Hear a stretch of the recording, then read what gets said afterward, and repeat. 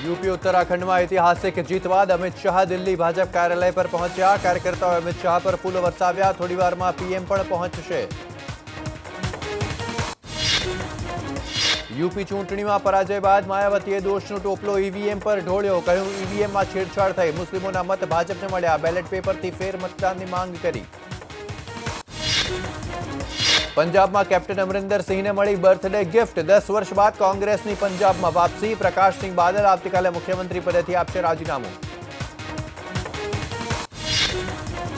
राज्य विधानसभा की चूंटणीओ पहला ज गुजरात प्रदेश भाजपनो नवो नारो। यूपी में 300, गुजरात में 150। यूपी परिणाम बाद भाजपा प्रदेश कार्यालय परिसर में गूंज्यो आ नारो। गुजरात विधानसभा की चूंटणी ने लईने विजय रूपाणीનું મોટું નિવેદન। यूपी में भाजपનું વાવાઝોડું ચોક્કસ, परंतु गुजरात में चूंटणी नहीं योजाय वहेली। छत्तीसगढ़ना सुकमा में सीआरपीएफ जवानों पर नक्सली हुमलो। 11 जवान शहीद। पीएमए ट्वीट करीने दुख व्यक्त कर्યું।